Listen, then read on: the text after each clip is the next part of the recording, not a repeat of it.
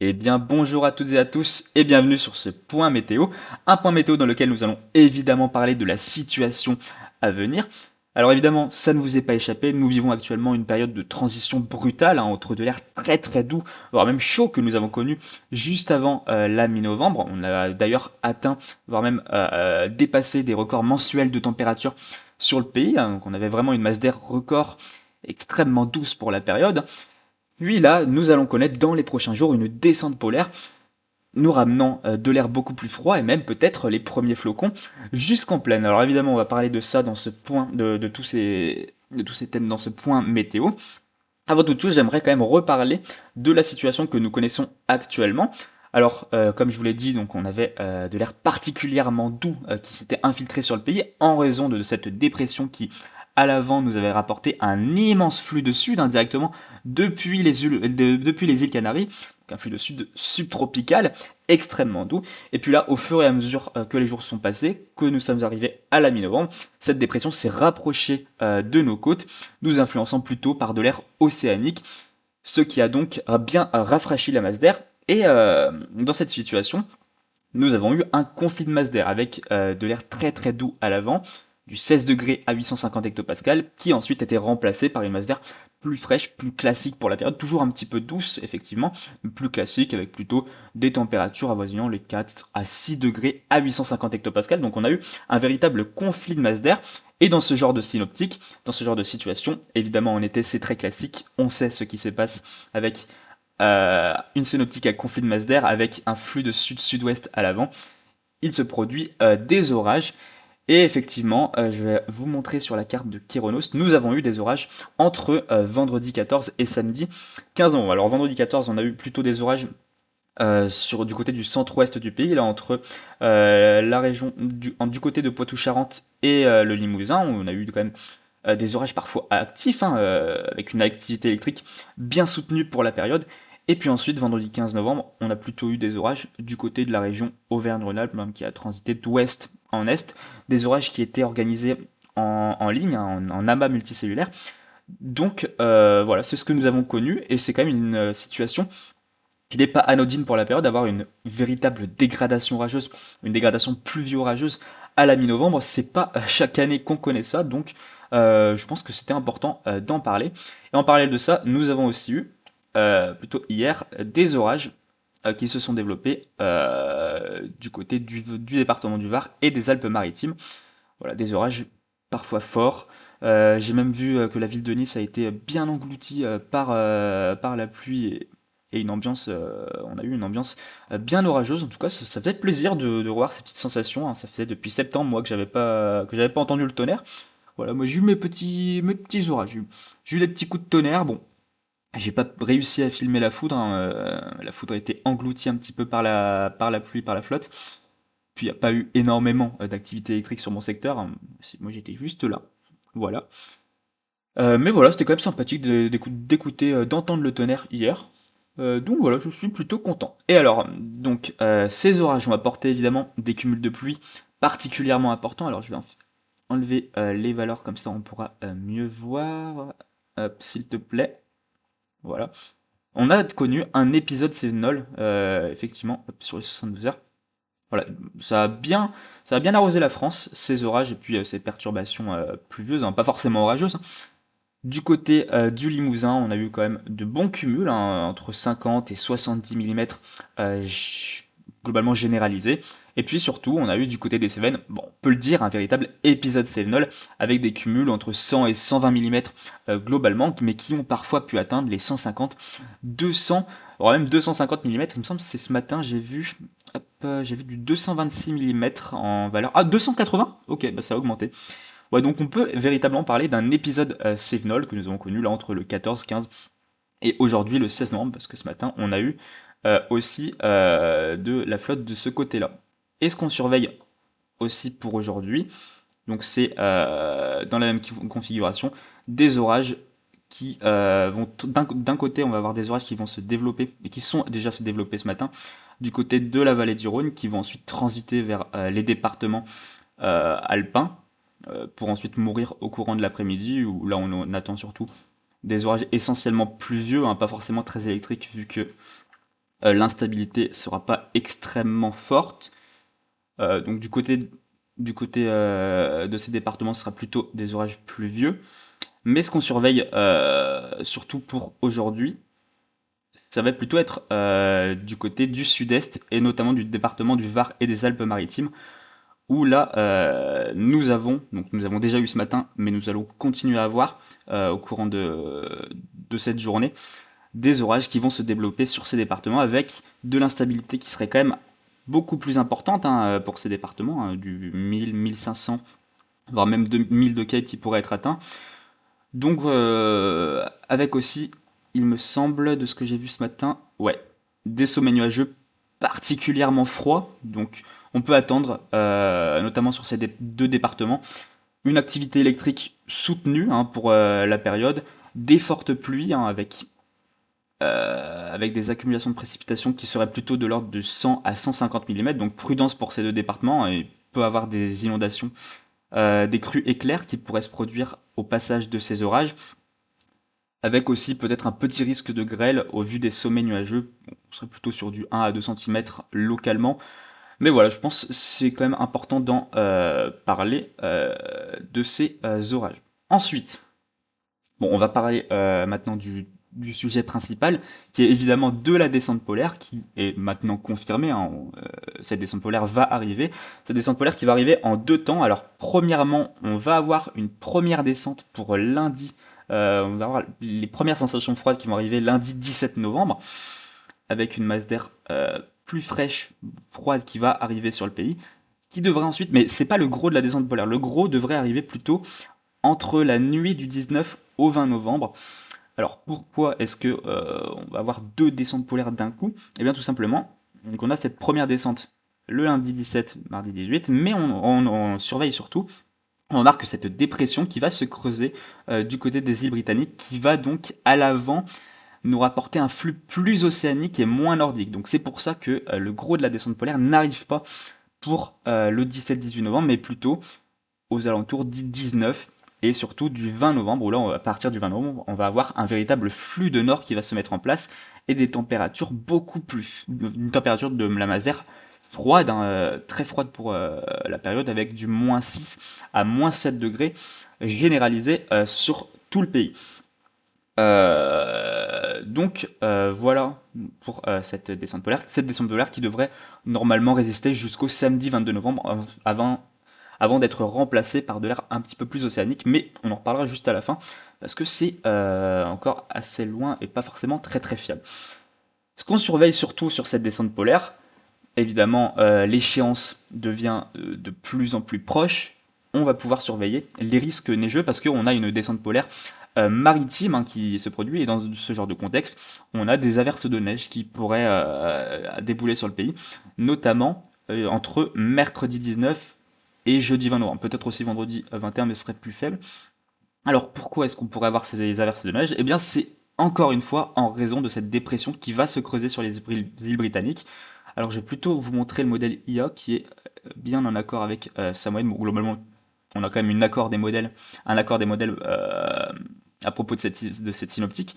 Donc cette dépression qui devrait se creuser sur les îles britanniques pour ensuite rejoindre le Benelux, l'Allemagne, nous rapportant un flux de nord une fois que cette dépression arrivera du côté, voilà, qu'est-ce que je fais? Du côté du Benelux.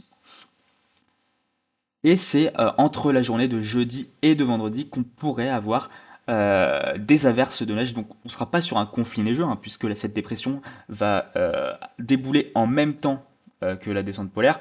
On serait plutôt sur des averses de neige qui pourraient se produire sur le pays, jusqu'en pleine, tout simplement parce que la masse d'air à 850 hectopascales sera suffisamment froide. On sera globalement sur du moins 7 à moins 8 degrés à 850 hectopascales, c'est suffisant pour de la neige jusqu'en pleine. Bon, après, étant donné que les intensités de précipitation s'annoncent pas forcément extrêmement fortes, on sera surtout sur des averses de neige, et donc il faut plus de froid pour supporter de la neige, donc à voir. En tout cas, le modèle IA, lui, modélise très bien de belles averses de neige sur tout le pays, entre notamment mercredi 19, non, surtout à partir de jeudi. C'est surtout la journée de jeudi qui est la plus à risque. Mercredi 19 en soirée et vendredi 21 au matin aussi. Bon, après l'échéance est encore un petit peu lointaine, évidemment. Mais en tout cas, prudence, enfin, on va surveiller de très près cette journée de jeudi qui pourrait nous apporter les premières neiges jusqu'en plaine de la saison. Voilà, jeudi 20 novembre. Juste à peu près comme l'année dernière où on avait eu plutôt, c'était le 21 novembre, on avait eu Caetano l'année dernière qui avait apporté de la neige globalement sur une bonne moitié nord et puis des vents tempétueux sur le sud. Moi j'étais concerné par les vents tempétueux. J'aurais préféré être concerné par la neige, mais bon, c'est pas bien grave. Donc évidemment cette neige, elle serait plus forte, plus probable, notamment entre le nord-est et le centre-est, les régions les plus froides. Mais voilà. Bon, après évidemment, on est dimanche. La neige va se produire probablement jeudi. On est encore à allez, 4-5 jours d'échéance, donc il va falloir en reparler. On ne peut pas dire précisément où est-ce qu'elle va se produire. En tout cas, ce qui est sûr, là, quelque chose d'absolument sûr, je vais peut-être passer. Tac, bon, allez, on va rester sur GFS. Ce qui est sûr, c'est que les massifs, eux, vont connaître un bon coup de neige, hein, les massifs des Alpes, et puis tous les massifs, globalement, devraient recevoir de la neige au-dessus de 600 à 700 mètres. On peut dire que c'est confirmé, il va neiger notamment. Ça devrait bien plâtrer du côté des Alpes et des Pyrénées, mais globalement sur le Massif central, les Vosges, le Jura, et puis même sur les hauteurs du Morvan, on pourrait avoir de la neige qui tiendrait au sol. Après, jusqu'en plaine, est-ce qu'elle tiendra au sol? Ça, c'est un petit peu la question. On peut pas y répondre tout de suite. L'échéance est trop lointaine. Je pense que je vous referai un point mercredi pour en parler plus en détail. Mais en tout cas, voilà, on a ces risques de neige, surtout pour la journée de jeudi 20 novembre, qui devrait normalement arriver jusqu'en plaine. En tout cas, est-ce qu'on va avoir de la vraie neige jusqu'en plaine ou est-ce qu'on serait plutôt sur de la neige roulée, limite plus neige? Parce qu'en fait, les intensités de précipitation seraient assez faibles. Donc il faut vraiment un bon froid pour soutenir, cette neige et pour qu'elle puisse tenir au sol. Est-ce que GFS, lui, qu'est-ce qu'il voit? GFS qui voit, voilà, un petit peu de neige du côté des Ardennes, voilà, les reliefs du Massif central, un petit peu en plaine, mais pas tant. Enfin, en tout cas, ça reste voilà, une affaire à suivre.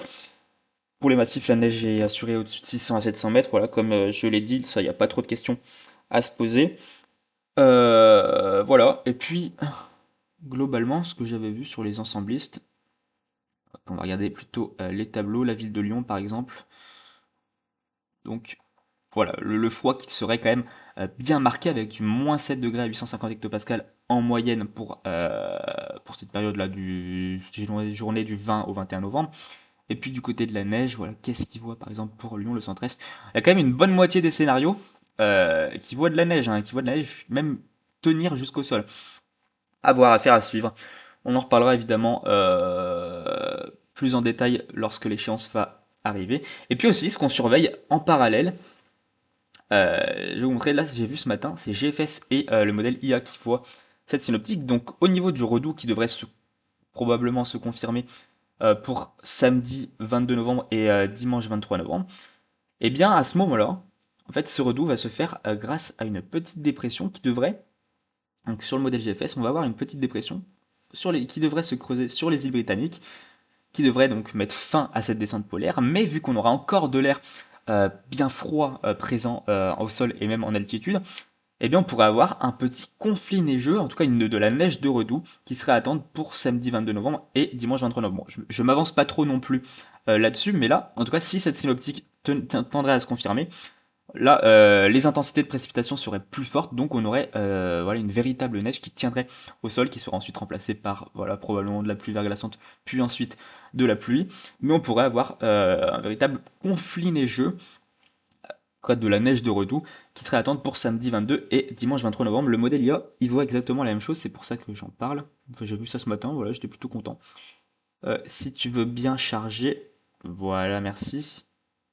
Voilà, donc les averses de neige pour jeudi qui sont possibles.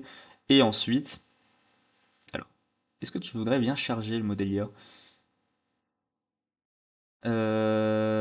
Et ensuite, voilà, de la neige de redoux qui serait peut-être à attendre là avec des bonnes intensités.